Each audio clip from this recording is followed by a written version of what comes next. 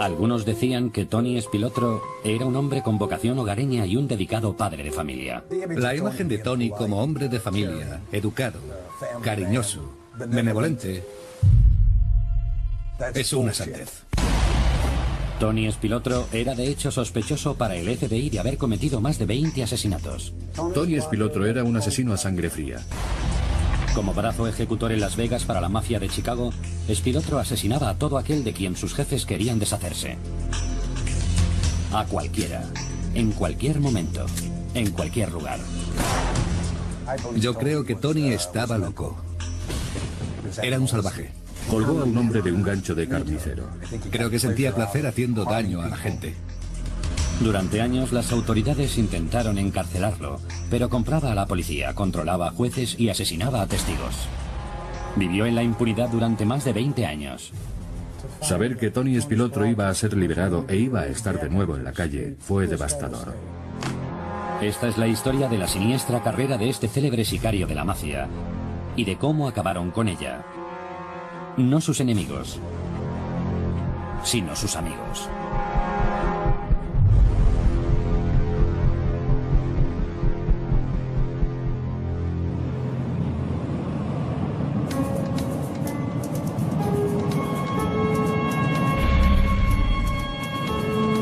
El 15 de mayo de 1962, en Chicago, 2 hombres y una mujer fueron encontrados muertos a balazos en el interior de un coche.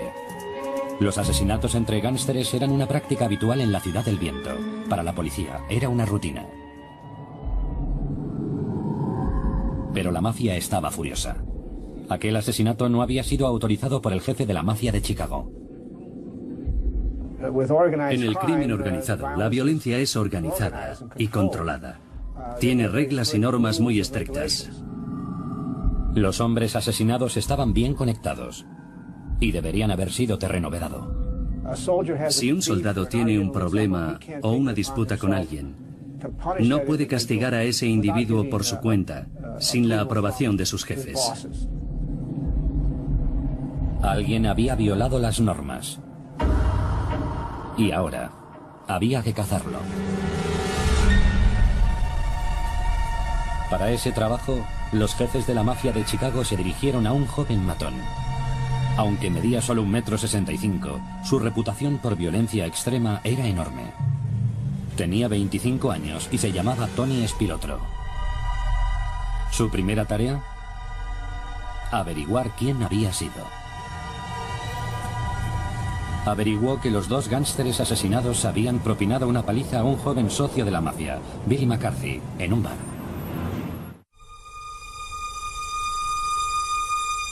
Spilotro realizó averiguaciones a través de un amigo de la infancia, un mafioso menor, Frank Culotta. Culotta le confesó que él mismo había suministrado las pistolas para el asesinato no autorizado, pero no había estado en el escenario del crimen. Spilotro accedió a perdonarle la vida a su amigo solo si le contaba quién había apretado el gatillo. El nombre que Culotta le dio fue Billy McCarthy.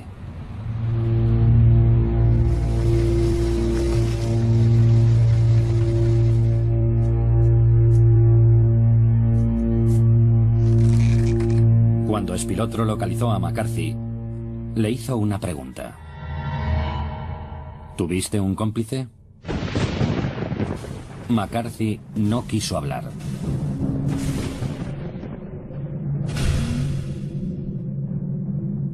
Entonces Spilotro lo torturó con un picahielos. Siguió sin dar un nombre. Acto seguido, metió la cabeza de McCarthy en una prensa y presionó. La presión hizo saltar de su cavidad uno de los globos oculares de McCarthy. Solo entonces Billy McCarthy pronunció el nombre de Jimmy Miraglia.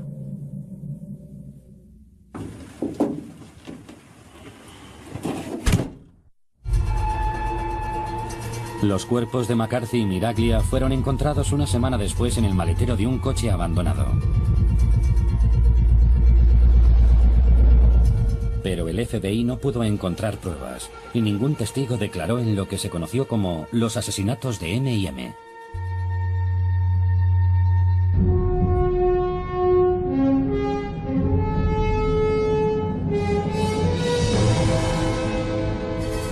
Todo indicaba que Spilotro se había salido con la suya. No podía imaginar que un día su viejo amigo Frank Culotta sería el causante de su destrucción.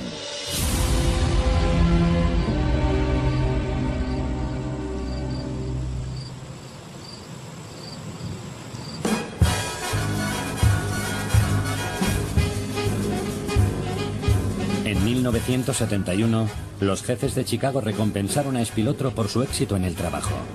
Enviaron a su brazo ejecutor a Las Vegas. La ciudad del desierto, conocida como la ciudad del pecado, estaba en pleno auge. Aquella pequeña ciudad en el desierto estaba proporcionando toneladas de dinero a la mafia. Durante 25 años, los gánsteres americanos habían invertido millones de dólares en la construcción de lujosos hoteles casino que se alineaban en la franja de Las Vegas. Las Vegas era la gallina de los huevos de oro, sobre todo para Chicago. La mafia no estaba interesada en un buen programa de entretenimiento, solo le interesaba una cosa. La única cosa: dinero.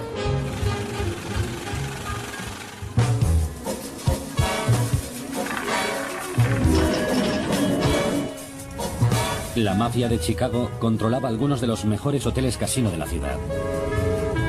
Pero los beneficios del juego no satisfacían su codicia. Estos rutilantes palacios del desierto en realidad escondían un oscuro propósito. Albergaban el negocio fraudulento más rentable y secreto de la mafia: el desvío de fondos.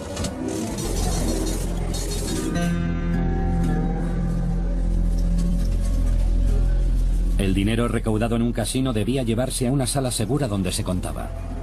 Las cantidades se apuntaban en el libro de contabilidad. Pero en los años 70, los casinos controlados por la mafia en Las Vegas se quedaban con dinero antes de que cualquier contable o inspector fiscal tuviera conocimiento de su existencia. Era fantástico. Estabas sentado en Chicago sin tener nada que ver con Las Vegas y una vez al mes más o menos alguien te traía una bolsa con $50.000. Fantástico. Los jefes de Chicago decidieron que Spilotro, con su reputación de tipo duro, era exactamente lo que necesitaban para proteger el desvío.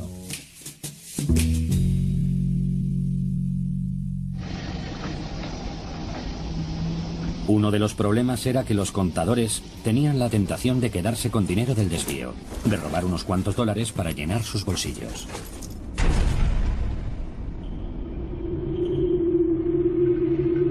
Aquella tentación sería frenada por el talento para la violencia de Tony Spilotro. Actuaba como si estuviera llevando un garito en Chicago, con las cachiporras, las pistolas y ese tipo de cosas. La violencia física. La mafia también temía que el personal pudiera hablar sobre lo que veía en la sala de contabilidad. Pero la reputación como asesino de Tony Spilotro garantizaba su silencio. Si había que dar un golpe, era responsabilidad de Tony bajo las indicaciones de la gente de Chicago.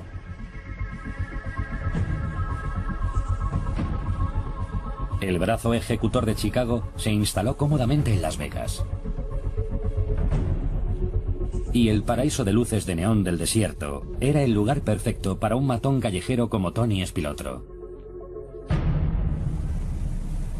Cuando Tony Spilotro llegó a Las Vegas, descubrió que allí no había ninguna otra familia dirigiendo una organización de delincuencia callejera.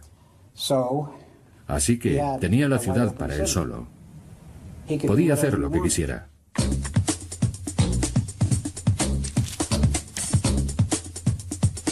Spilotro comenzó a hacer préstamos con usura al ejército de trabajadores con salarios bajos de los hoteles y casinos. Y funcionaba con las reglas de Chicago. Chicago tenía una reputación incluso entre los prestamistas. En Chicago, si fallabas en un pago, bate de béisbol. Si fallabas en 2 pagos, una bala. Eran conocidos por ello en todas partes. Spilotro creó también una banda de robos callejera para birlar carteras, atracar a turistas e incluso robar en viviendas. Los atracos y los robos se convirtieron en un delito habitual en Las Vegas.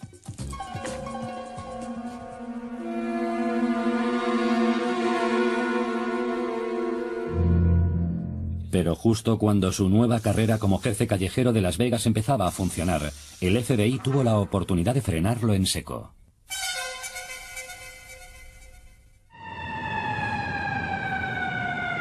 En abril de 1973, Spilotro se encontró de nuevo en Chicago, bajo investigación por asesinato. En lugar de una vida de lujo en la franja de Las Vegas, Spilotro se enfrentaba a una pena de cadena perpetua.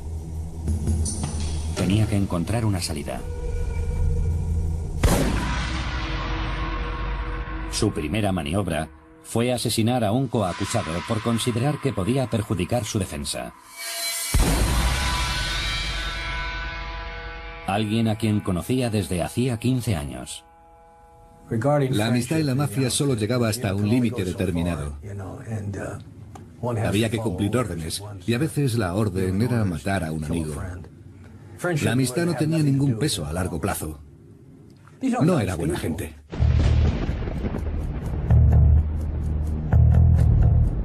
Pero cuando el 30 de mayo de 1973 comenzó el juicio por asesinato, otro viejo amigo, Chucky Grimaldi, presentó pruebas en su contra. El abogado de la fiscalía, James Meltreger, recuerda con claridad a Spilotro. El comportamiento de Spilotro en la sala del tribunal fue muy de hombre de negocios. Muy profesional, no exteriorizaba ninguna emoción, iba muy bien vestido y mostraba una imagen de hombre discreto, para quien no lo conociera. Incluso cuando el testimonio del testigo visual Grimaldi conmocionó al jurado, Spilotro se mantuvo impasible. Cuando Chucky testificó, su testimonio contenía detalles escabrosos. Le dispararon, acuchillaron, patearon y golpearon. Le amenazaron con castrarlo. Le cortaron trozos de carne. No hizo ningún gesto de reparo, ni mostró ninguna señal de remordimiento, ni de espanto ante lo que se estaba diciendo sobre un crimen en el que Spilotro había estado supuestamente involucrado. Ningún tipo de emoción. El detallado testimonio de Grimaldi condenaba claramente a Spilotro. Pero entonces Spilotro devolvió el golpe al fiscal y al FBI. Les contó algo que su informador no les había dicho. Tenía, dijo, una coartada.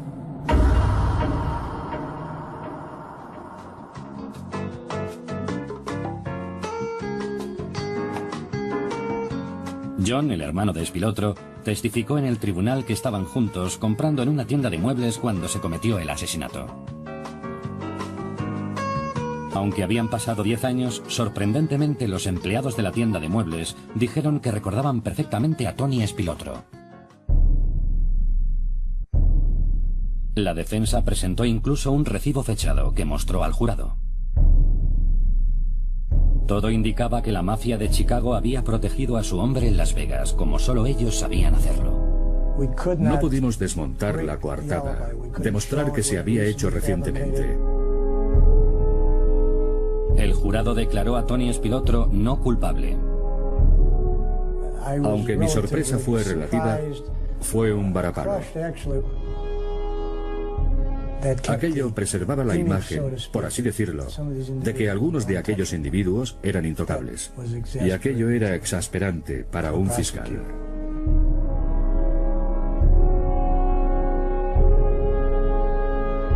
Tony Spilotro era un hombre libre.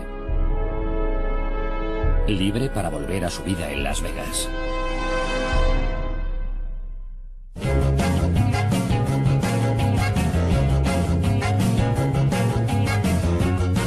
En 1976, Tony Spilotro estaba ampliando su operación y abrió una nueva joyería, la Quimera del Oro. La convirtió en el centro de sus operaciones de préstamo, apuestas y venta de joyas robadas. Más tarde, para contar con su ayuda en la expansión del negocio, llamó a un amigo de la infancia de Chicago que le había ayudado con los asesinatos de M&M, Frank Culotta. El trabajo de Culotta era reclutar expertos ladrones en diferentes ciudades de Estados Unidos y montar una banda de robos de primera clase. Fue un auténtico impacto. la banda del butrón o agujero en la pared. Dejó su firma por toda la ciudad. La banda del butrón fue bautizada con ese nombre porque hacía agujeros en las casas residenciales para sortear las alarmas.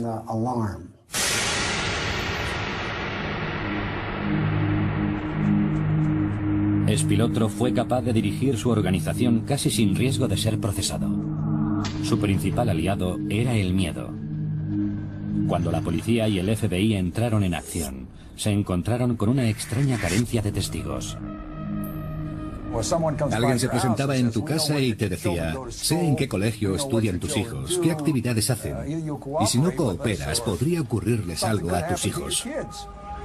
Esas eran las amenazas con las que amedrentaban a aquella gente.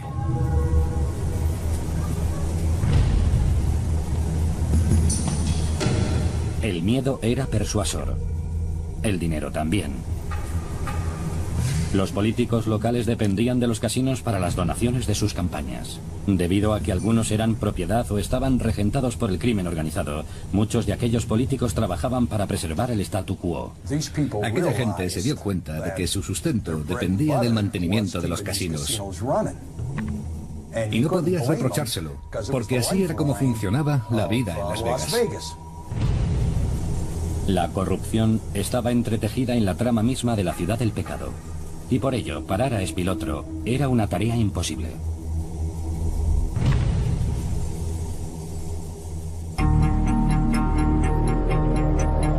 Oficina Federal de Investigación. Lealtad, valentía, integridad. La única organización que podía haber luchado contra él, el FBI de Las Vegas, era entonces un pequeño puesto de avanzada que se estaba enfrentando también a una trama de corrupción en el Departamento de Policía Metropolitana. Siempre había agentes contaminados, dispuestos a aceptar dinero de la mafia. Obtenían beneficios de la franja. Recibían chaquetas, brazaletes, collares, anillos de oro y cosas por el estilo para que mirasen hacia otro lado o cerrasen por completo los ojos. El FBI tenía otra buena razón para no confiar en la policía metropolitana. Información confidencial se filtraba a menudo a los mafiosos. Cualquier información que transmitíamos a la policía metropolitana terminaba llegando a Tony.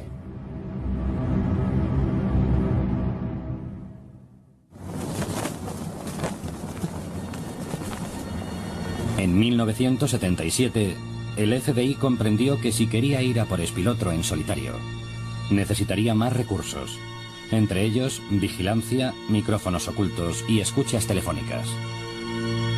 El experto en vigilancia del FBI, Emmett Michaels, formaba parte de un grupo de nuevos agentes enviado a Las Vegas.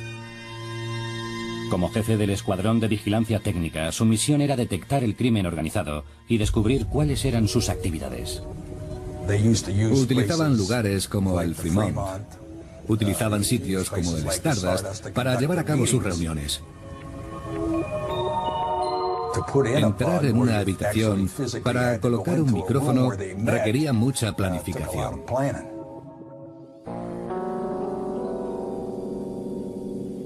Los cazadores adoptaron el papel de sus presas, entrando por la fuerza en edificios, de noche, aunque con órdenes judiciales, no en busca de dinero o joyas, sino de información. El FBI tenía que convertirse en un hábil ladrón.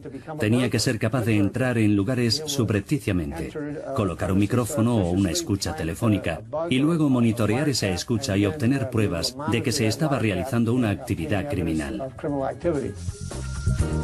Pero con los casinos funcionando 24 horas al día, llevar a cabo una operación secreta a altas horas mientras la gente dormía era a menudo imposible. Para colocar un micrófono, los agentes tenían que enfrentarse a su enemigo a plena luz del día. La única forma de entrar era haciéndolo vestido como personal de mantenimiento y colocar el micrófono mientras estaban comiendo o mientras estaban trabajando en la habitación. De esa forma no se llamaba la atención.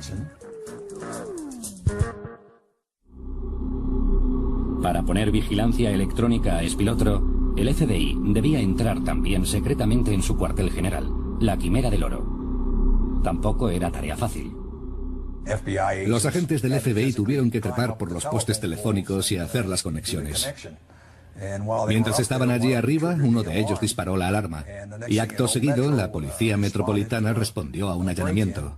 Si los policías hubieran mirado a la parte alta del poste, habrían visto a 4 agentes, pero no lo hicieron. Tuvimos suerte.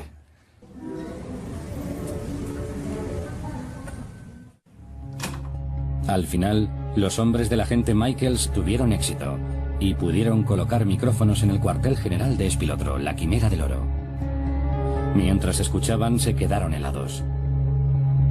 Oyeron al sargento detective Joe Blasco y al sargento Phil Leoni, de la Policía Metropolitana de Las Vegas, identificar los coches de vigilancia del FBI para controlar a Espilotro. Dieron a Espilotro y a su gente los nombres de agentes encubiertos. Incluso nombraron a informadores, poniendo sus vidas en peligro. Aunque Blasco y Leoni fueron despedidos y demandados por sus acciones, los casos se sobreseyeron. La reputación de la Policía Metropolitana quedó por los suelos. Pero había un hombre decidido a reparar los daños.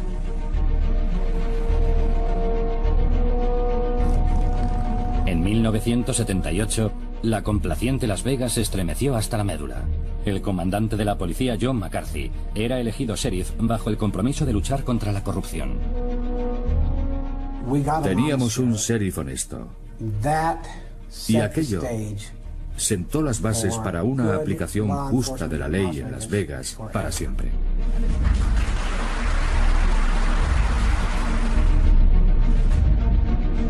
El sheriff McCarthy reorganizó completamente el cuerpo, ascendiendo a nuevos y comprometidos agentes sin contar con la vieja guardia. Con solo 30 años, Ken Clifford fue ascendido al rango de comandante y puesto al mando de la Oficina de Inteligencia de la Policía Metropolitana. Mi objetivo último era restaurar la integridad en el departamento de policía. No era que fueran todos malos, no lo eran, pero la oficina estaba contaminada. Y la única forma que tenía de limpiarla era echando a todo el mundo. Y fue lo que hice. Mientras el comandante Clifford de la Policía Metropolitana se preparaba para dar el golpe definitivo a Espilotro en Las Vegas, el gángster se vio también amenazado por la investigación de un gran jurado en Washington, D.C. En 1979, el delincuente de Las Vegas, Jerry Lisner, confesó a la Policía Federal sus acuerdos con Culotta y Espilotro. El testimonio de Lisner llevó a juicio a Espilotro y a su encarcelamiento. Espilotro aplicó entonces la regla de la mafia: las ratas deben ser exterminadas. Se aseguró de conseguir la autorización de Chicago para el golpe contra Lisner. Y le dijo a Frank Culotta que se ocupara de ello. La pistola de Culotta no tenía silenciador, y para reducir el ruido, decidió utilizar munición de media carga. El golpe no salió como estaba previsto. Culotta me dijo que había disparado a Lisner. Las balas de media carga tuvieron un impacto limitado. Tuvieron problemas para deshacerse del señor Lisner. Culotta vació un segundo cargador en la cabeza de Lisner.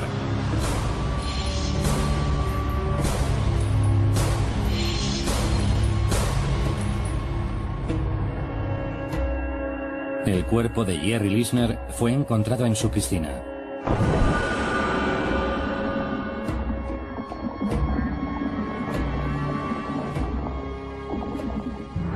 Aquel golpe tan poco profesional pareció lograr su objetivo: mantener a Espilotro y a Culotta fuera de los tribunales y fuera de la cárcel.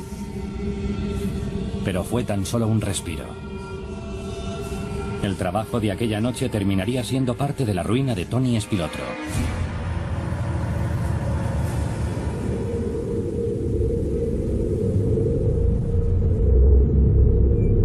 Mientras tanto, el comandante Clifford estaba preparado para apretar las tuercas a Tony Espilotro. No podíamos jugar según sus reglas. No podíamos salir a la calle, dispararles y acabar con el problema. Teníamos que jugar con nuestras propias reglas. De modo que nos sentamos y dijimos, ¿con qué reglas contamos? Clifford decidió pegarse como una lapa a Tony Spilotro para forzarle a cometer un error. Se encargó de que sus agentes estuvieran presentes cada vez que Spilotro o cualquiera de sus hombres daban un paso en falso. Cuando se levantaban por la mañana, los seguíamos. Si giraban a la izquierda y no ponían el intermitente, avisábamos a un policía de uniforme y hacíamos que los detuvieran y que la grúa se llevara el coche. Tenían que salir bajo fianza y eso les costaba un mínimo de $1.500. Luego tenían que retirar el coche del depósito y tenían que abonar otros $1.500, lo que les causaba muchas molestias. Y eso los sacaba de quicio, y furiosos no podían pensar con claridad.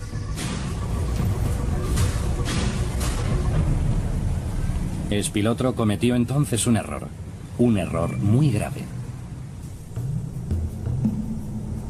Después de que la policía matara a un socio suyo, Spilotro encargó el asesinato de los 2 policías metropolitanos implicados.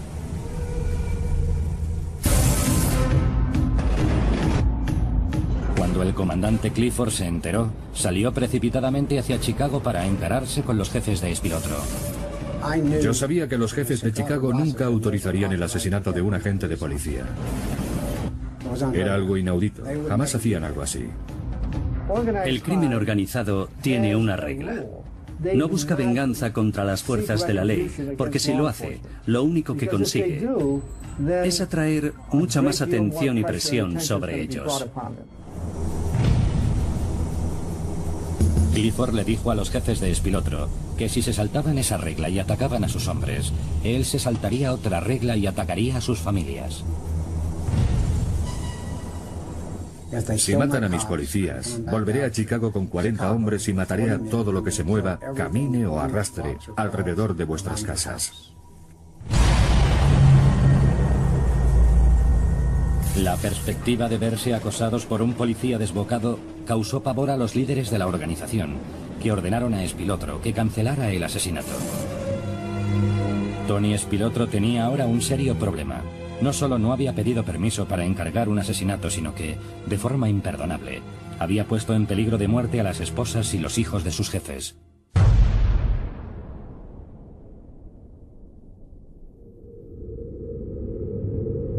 Clifford había criticado duramente a Spilotro y había dañado su posición en la organización. Spilotro comenzaba a resquebrajarse. Pidió un encuentro cara a cara con Clifford. Nos quedamos mirándonos y Tony Spilotro me dijo: fuiste a Chicago y les dijiste que tenías 40 hombres. Pues quiero que sepas que nosotros somos 400. Yo le miré a los ojos y contesté: eso iguala nuestras fuerzas, ¿no? Entonces dijo: ¿qué? Y yo le dije: sí, cada uno de mis hombres vale por 10 de los tuyos. Entonces dio un paso atrás y dijo: dijiste que ibas a matarme. Y yo le repliqué: no dije que iba a matarte. Dije que iba a meterte en la cárcel y pienso hacerlo.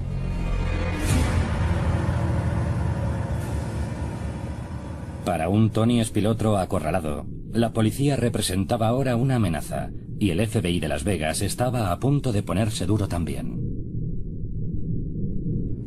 El director del FBI en Washington iba a enviar a Joe Jablonski, una leyenda dentro del FBI, para dirigir la oficina de Las Vegas.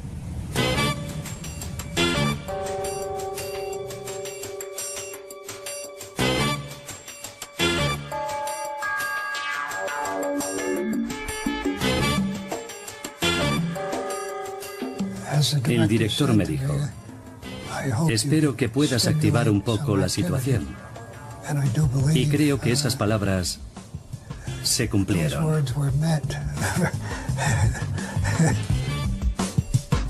Joe Jablonski era un investigador conocido por su agresividad y un fiscal de renombrado éxito. Duro y osado. Pero en todos sus años de profesión jamás había visto nada parecido a la corrupción de Las Vegas.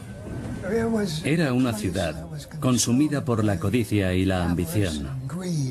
Mi primer comentario fue: ¿pertenece esto realmente a Estados Unidos? Cuando llegó se dio cuenta de que tenía que volver a plantar la bandera americana.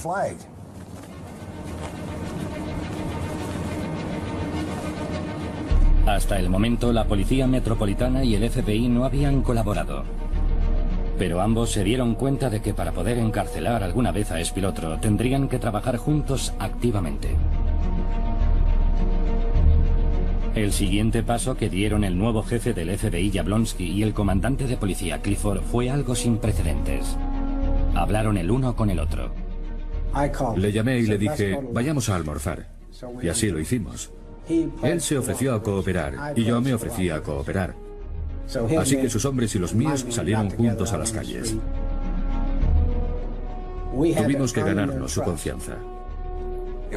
Para mí era muy importante contar con la colaboración del Departamento de Policía Metropolitana. Ellos vivían y se habían criado aquí. Tenían más informadores en la calle. Su apoyo era imprescindible. No podías operar sin él. No había nada que no compartiésemos, nada que no intentáramos para cooperar en el objetivo mutuo de librar a la comunidad de Tony Spilotro.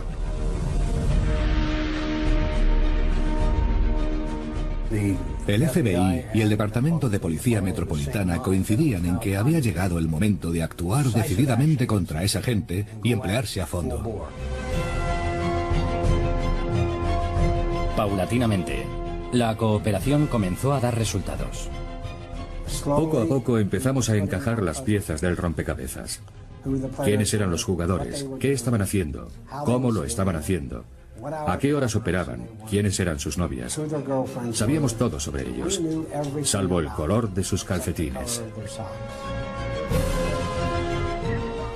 Teníamos la sensación de que los estábamos acorralando y obteniendo resultados. Sabíamos que atrapar a Tony Spilotro era solo una cuestión de tiempo.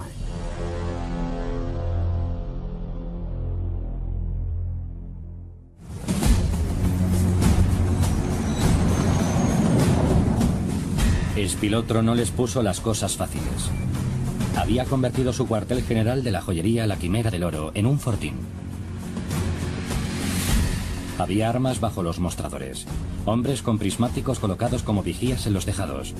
Incluso contaba con su propio sistema de vigilancia electrónica y su operativo de contrainteligencia. Tony Spilotro creyó que era invulnerable, pero tenía un talón de Aquiles.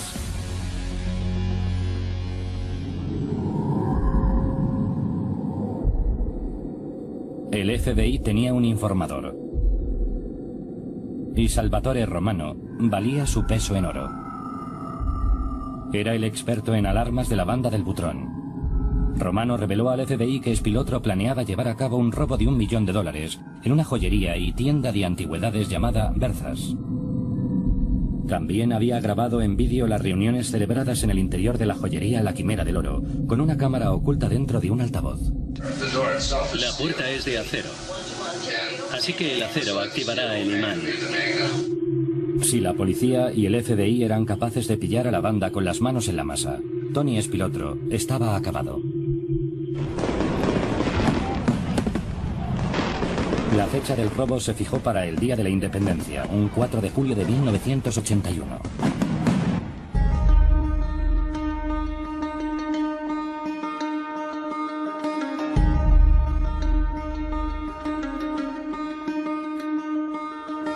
El plan de Spilotro era que los fuegos artificiales lanzados durante los festejos del 4 de julio ocultasen el ruido de la banda al irrumpir en Berzas por el tejado y abrir la caja fuerte.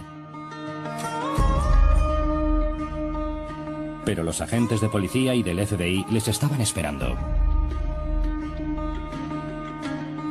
Yo estaba con Jablonski y todos mis hombres habían formado equipo con un agente del FBI. Observamos toda la ejecución del golpe.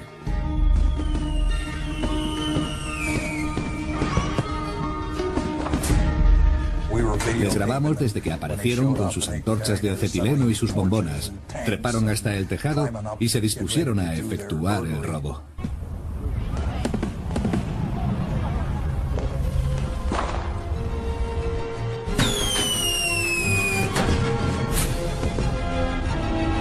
Cuando la banda irrumpió en el local, los policías y los agentes cayeron sobre ellos.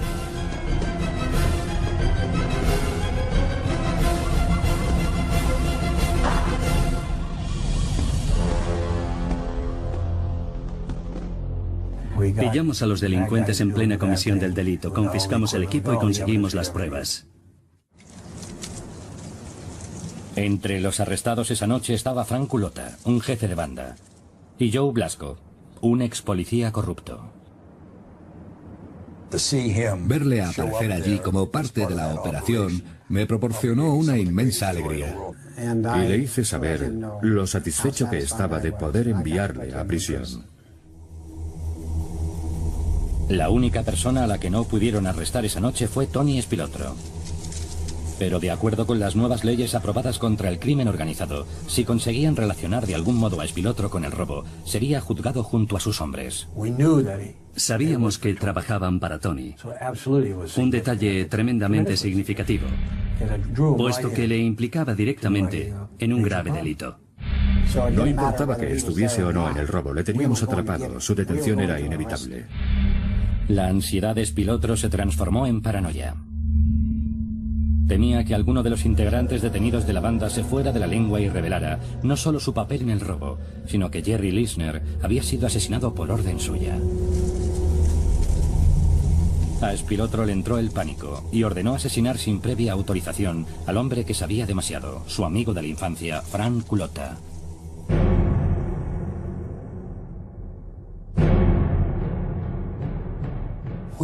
Llegó hasta nuestros oídos que Tony Spilotro había encargado que le asesinaran porque se sospechaba que se había convertido en testigo nuestro, lo cual no era cierto. Irónicamente, hasta ese momento Frank Culotta había cumplido el código de silencio de la mafia, la omerta, manteniendo la boca cerrada. Pero Tony Spilotro no le había dejado otra opción más que delatarle.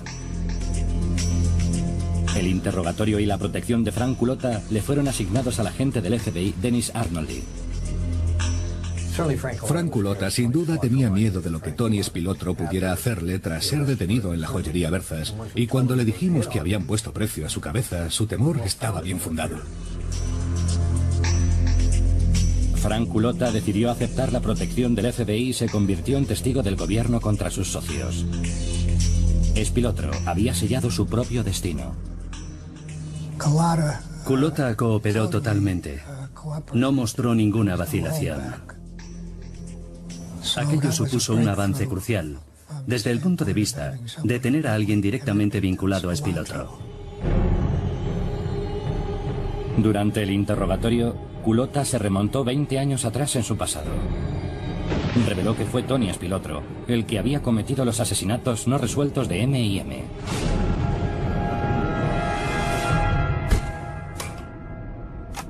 Spilotro fue detenido en Las Vegas. Se enfrenta a su extradición al estado de Illinois y a un auto de acusación formulado por el gran jurado por los cargos de conspiración y asesinato de dos hombres brutalmente golpeados en 1962 en Chicago. El 24 de octubre de 1983, en la ciudad de Chicago, Spilotro fue sometido a juicio por el doble asesinato de Billy McCarthy y Jimmy Miraglia, sucedido 20 años antes. El FBI parecía tener por fin a Spilotro entre las cuerdas. Pero el poder corruptor de la mafia de Chicago llegaba todavía a oscuros rincones y a altas esferas. Circulaba el rumor de que algunos jueces seguían vinculados a la mafia y Spilotro ciertamente parecía opinar lo mismo. Convenció a su abogado de que esgrimiese una táctica prácticamente desconocida en casos de asesinato. Renunció a su derecho a ser juzgado por un jurado. Sería juzgado únicamente por el juez Thomas J. Maloney. Maloney decidió no aceptar las declaraciones de Culotta como prueba fidedigna. De modo que absolvió a Spilotro. El juez Maloney sería más tarde acusado de fraude, extorsión y obstrucción a la justicia. Había aceptado sobornos en otros 3 casos. Le sentenciaron a 15 años de cárcel.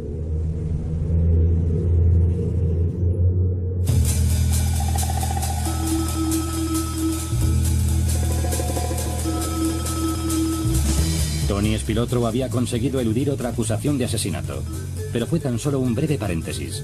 Esta vez ya no era intocable. Las fuerzas de la ley estaban preparadas para el asalto final. Y sobre él cayó una triple acusación. Tras una laboriosa investigación, el FBI había puesto al descubierto una red de desvío de fondos en los casinos de la mafia. En otoño de 1983, un total de 15 figuras de Lampa, incluido Spilotro, fueron acusadas de fraude.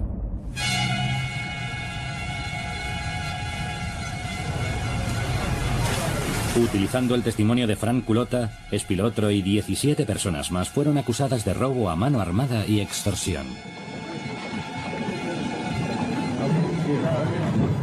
Señor Spilotro, ¿tiene algo que decir?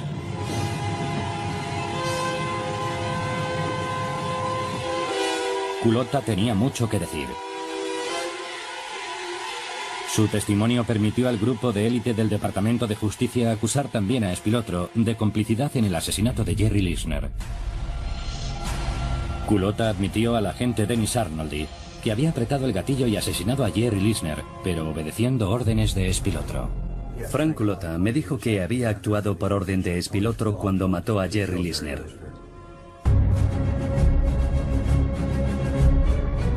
3 casos federales apuntaban ahora directamente a Tony Spilotro. Cuando comenzaron a llegar las acusaciones, sabías que no pasaría mucho tiempo antes de que el reinado de Tony tocara a su fin. Spilotro se enfrentaba a condenas que podían llegar a un total de 85 años de prisión. Dicha perspectiva ejerció una enorme presión sobre él. Y la mafia sabía que las personas sometidas a mucha presión pueden derrumbarse. Se convirtió en una molestia, en un peligro ambulante. Todas las dudas tenían que resolverse a favor de la mafia. Existía el riesgo de que pudiera decir algo que perjudicase a alguien. Los jefes de la mafia de Chicago detestaban la idea de que alguien pudiese cantar, y más aún tratándose de alguien que sabía tanto como Spilotro.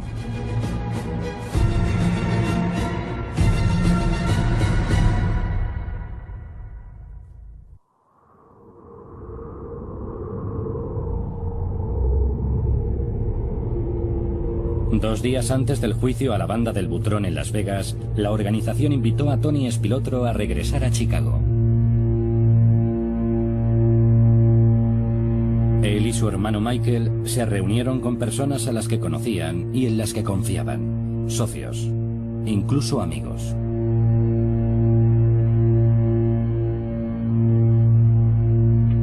Los hermanos fueron llevados a Bensenville, a las afueras de Chicago, creyendo que Michael iba a ser admitido como miembro dentro de la organización.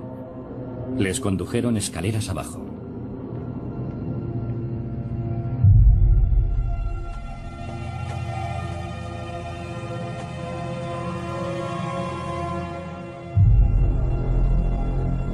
Pero en cuanto Spilotro entró en el sótano, fue consciente de lo que iba a suceder.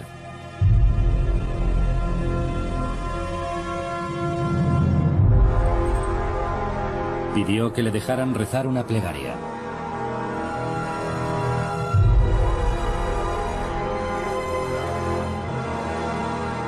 Tony Spilotro había golpeado y torturado a muchas víctimas en su carrera.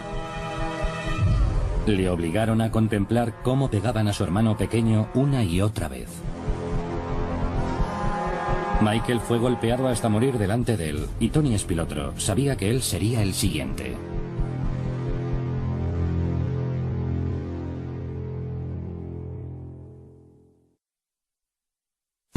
Los cuerpos estaban enterrados uno encima del otro. El primer cuerpo estaba a solo 1 metro de la superficie.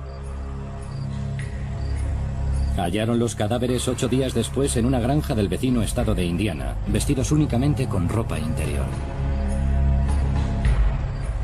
Cuando mataron a Tony Spilotro, no sentí ninguna tristeza por ello. ¿En qué estado estaban los cadáveres? En descomposición. Fue una sentencia mejor que la del gobierno. El informe del patólogo forense señaló traumatismos en cara, cuello y pecho infligidos por medio de puños o pies.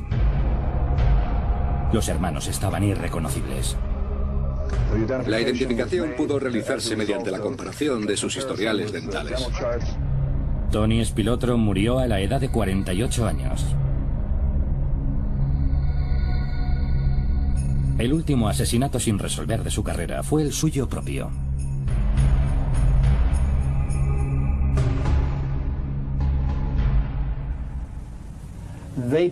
Se matan unos a otros porque son ladrones. Y aunque supuestamente entre ladrones existe el sentido del honor, no es cierto. Se traicionan entre sí, empiezan a preocuparse solo de sí mismos y por un motivo u otro acaban asesinados. Y se trata de un patrón del crimen organizado que existe desde tiempos inmemoriales.